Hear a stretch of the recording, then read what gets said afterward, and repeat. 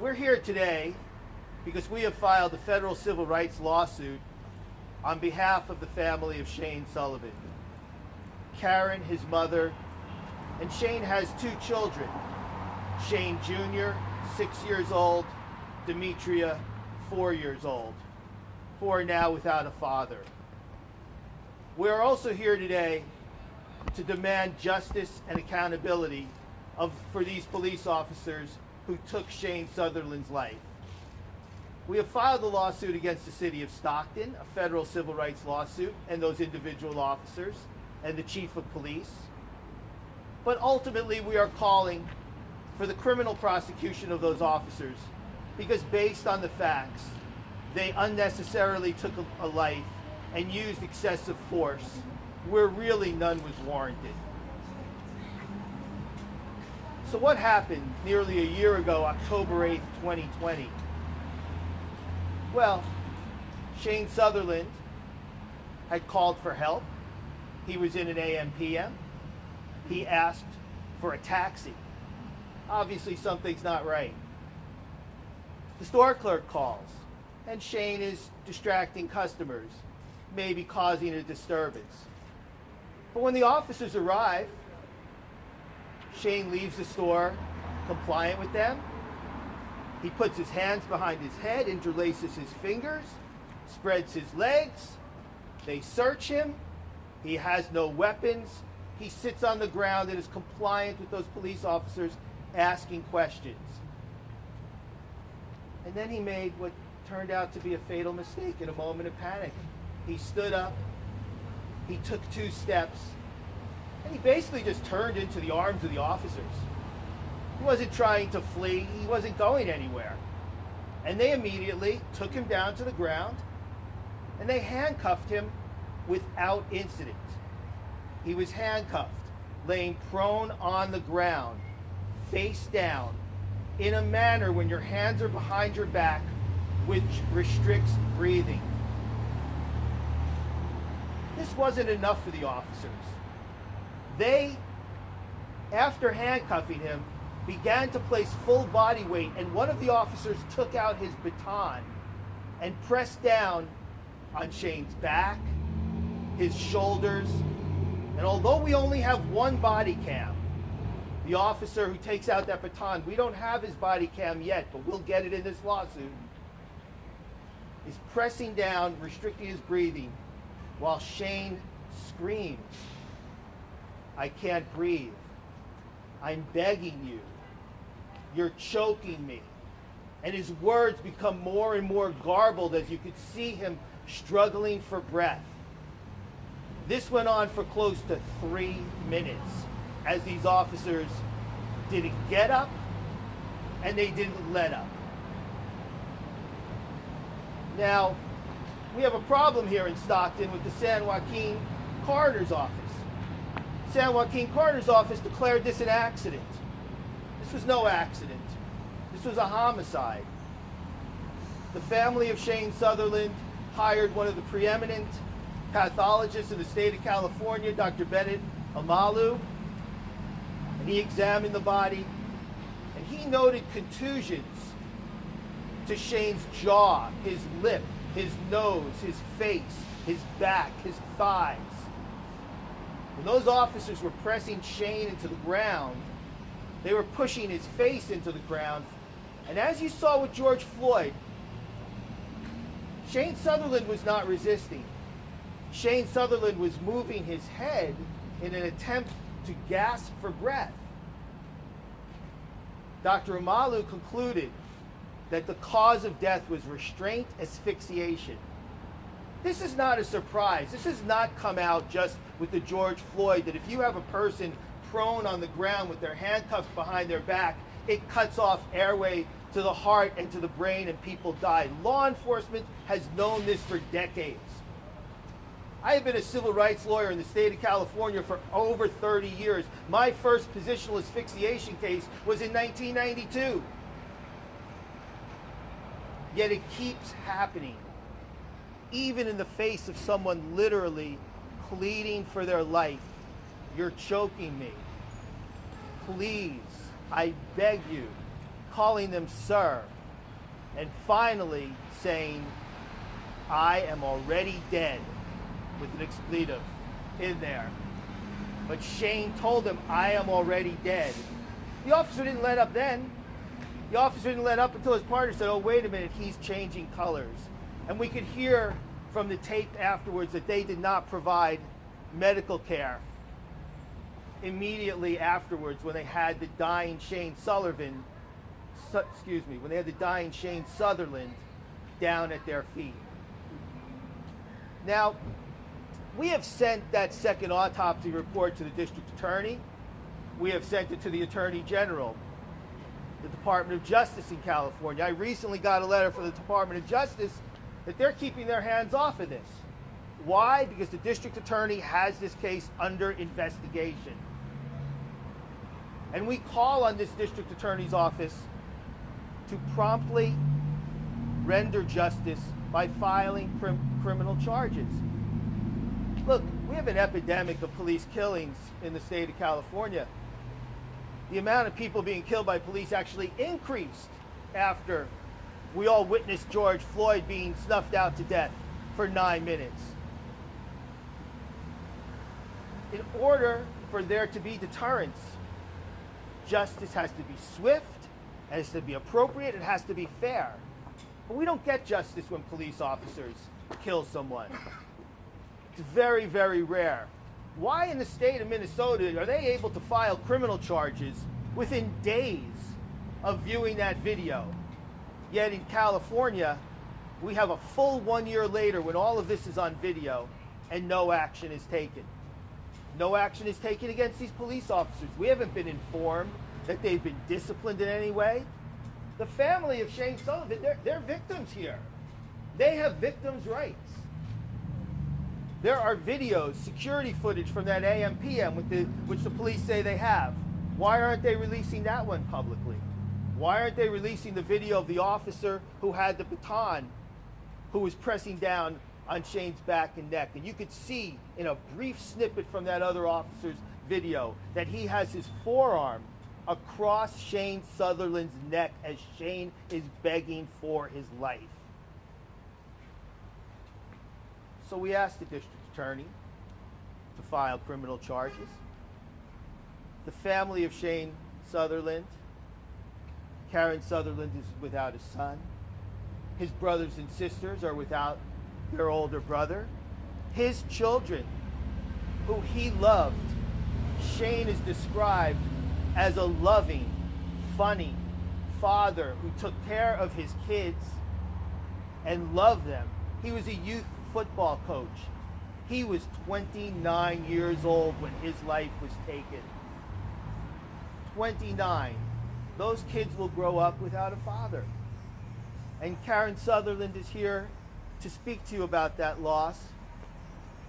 And in conclusion, while I think ultimate justice can only be gotten in criminal courts, punishment needs to be swift to deter. We are civil rights prosecutors. We will prosecute this case in civil court, and if the city of Stockton won't do their job, and if the district attorney won't do their job, we will do our job and get justice for this family. Thank you very much. Karen Sutherland. I've spoke out many times in this last year for my son, along with my family and friends. I can't begin to tell you the absolute devastating loss that I, as a mother, feel every single day. It's a constant nightmare I wake up to every single day. And it was not justified. My son was of no threat. Okay? He was complying. There was no reason for those officers to do what they did, especially with my son begging and telling them I can't breathe. My family's loss, my grandchildren's loss. We spent Christmas at the cemetery last year and opened gifts out there. My grandchildren loved their father. My son was a good father. He loved his children. He loved his stepchildren. Everybody has suffered a huge loss. I mean, there's no words to even describe it.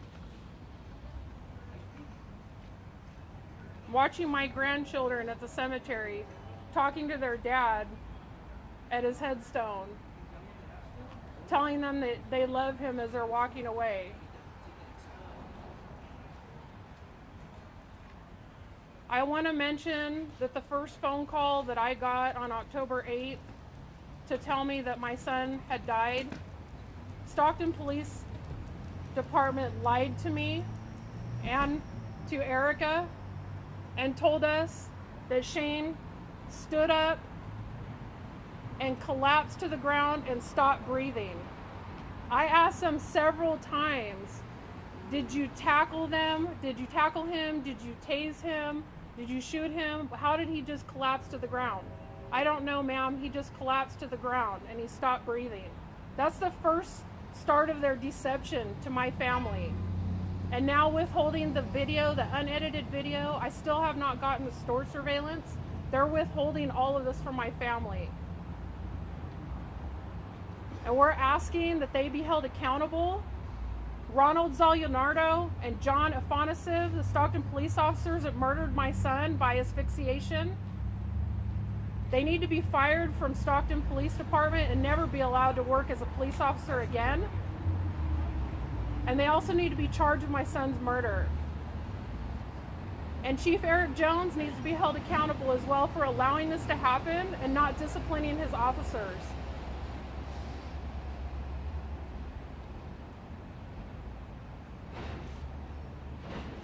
We want justice for my son. Thank you, Karen. What do we want? Justice! When do we want it? Now! What do we want? Justice! When do we want it? Now! If anybody has any questions, we'll take them.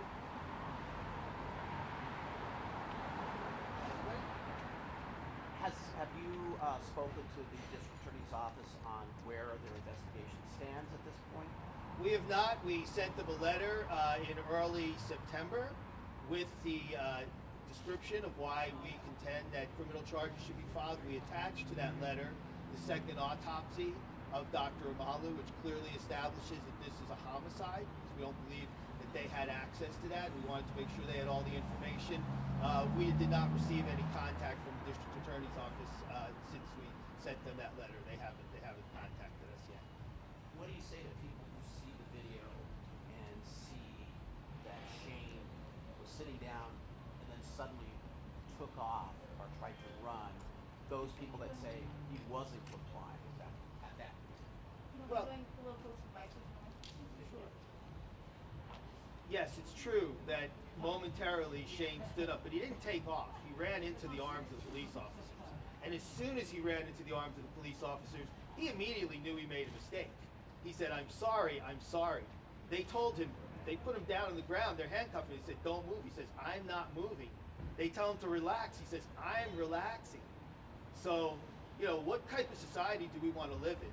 You want to live in a society where someone makes the decision momentarily to run from the police, and that results in a death sentence? That's a miscarriage of justice. If Shayne Sutherland committed a crime, you bring him in and you bring him to court. There is an established protocol once he is handcuffed and once he is on the ground. You put him on his side. It's absolutely mandatory to put him on his side. You have two officers. He's handcuffed. You hold him on one end of his body and the other. He poses no threat. He's not going to be able to do anything to you as a police officer with handcuffs.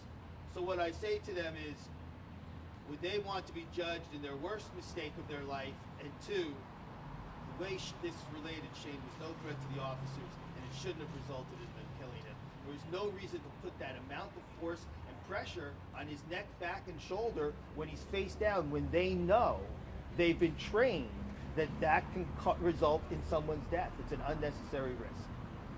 Karen, has a police chief or anyone from the department ever reached out to you and spoken to you? No.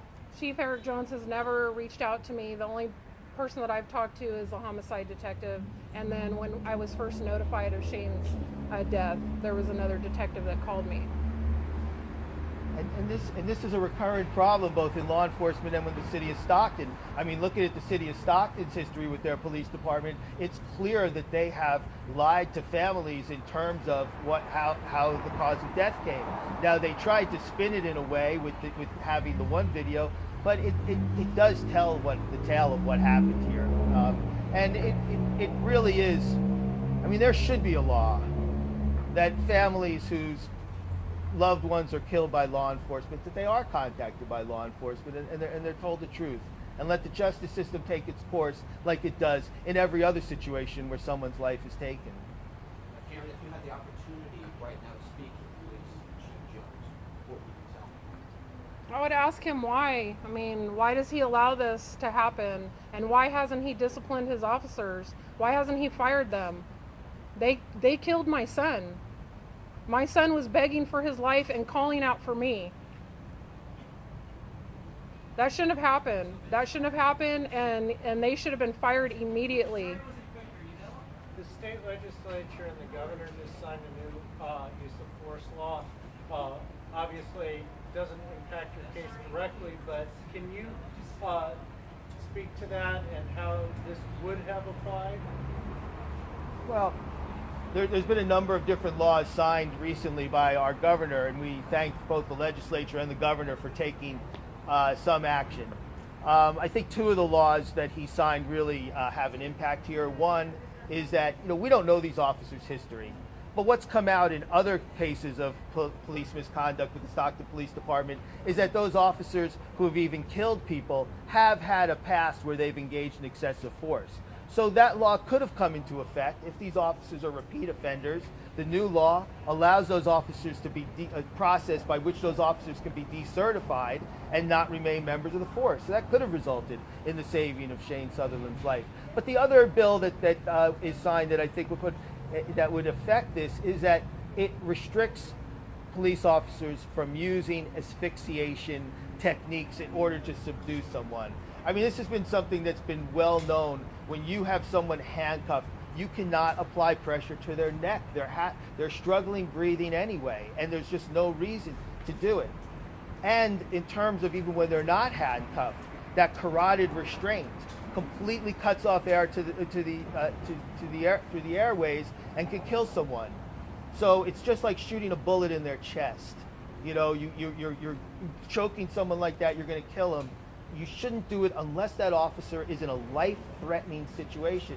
I mean, we're not trying to take away all power from the police. I mean, I think we do need police officers, but we need police officers who are responsible and who revere life and not so callously take it as was done here for Shayne Sutherland.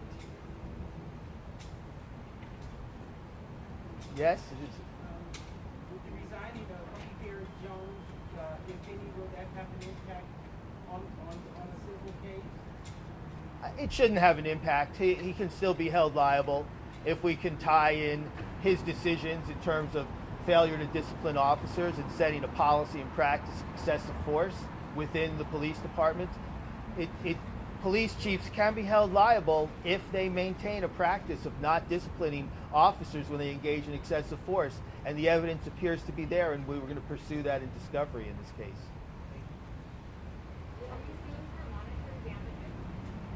Yes, we are.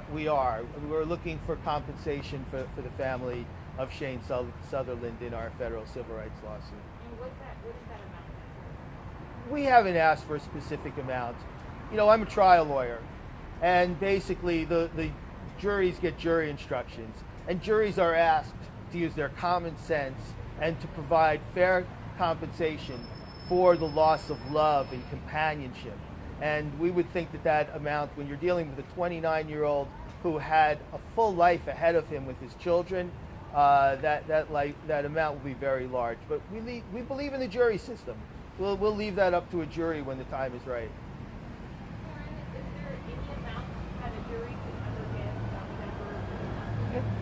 Is there any?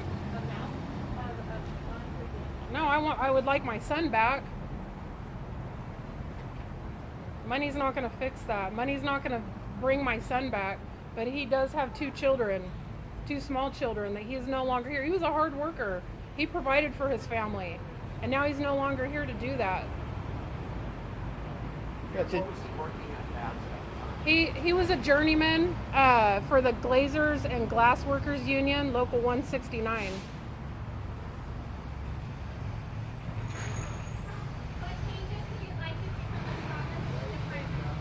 How much time do I have? You know, considering how, and just looking at my son's case and how they treated my son from the beginning, you know, my son was very polite. My son was a polite person in general. Open doors for people. I mean, that was my son. He was just very polite. And he was being polite to them, and he was calling them sir. I'm sorry, sir. I'm sorry. Just like Jim said, he was, you know, he came out with his hands up. He was complying. He sat down when they told him to sit down. Okay? And they immediately just started belittling him. They have like a attitude, anger issues. They, you know, they need to screen their police officers better. They need to have compassion. I don't feel training helps somebody with that. They need to have compassion. That's what I would like to see changed. For those who didn't know Shayne, how would you describe him? Describe Shayne? Everybody loved Shayne. Everybody loved Shayne. He was funny, personal. Like, I mean, you could talk to him about anything. Very smart. If he wanted to know something, he was on his phone looking it up. He would come in, hey mama, look at this. You know? Everybody says that about him. He's very, very missed. There was over 200 people at his funeral in a pandemic. How do you want the community to remember him? I just want people to remember him that he was a good person, very genuine, very loving, very hard worker, and he was a great father and a great son. What happens next? What's the next step? Well, we're in federal court. So in federal court, each side has the obligation to disclose the evidence that they're going to use in the lawsuit. What we will do is we will prepare a request for production documents, which include all requests for past records of these officers, as well as all of the video in this case.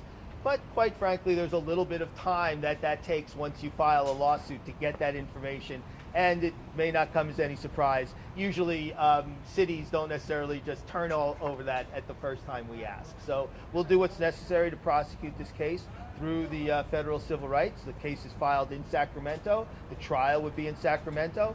After we get that information, we'll take depositions of the involved police officers, the chief of police. Our clients will be deposed, most likely, and then we'll see. We'll be prepared to take this to trial to get justice. All right. Well, we thank everybody for coming out and for your interest in this case. It really is a tragedy that could have been averted if just by some common sense of the police officers that day, instead of resorting to that type of force. And we're hoping that this case does send a message to police forces across the country that it doesn't take 9 minutes, as in the situation with George Floyd. This was about 2.5 minutes, but you could take someone's life by pressing on their neck in a much shorter period of time.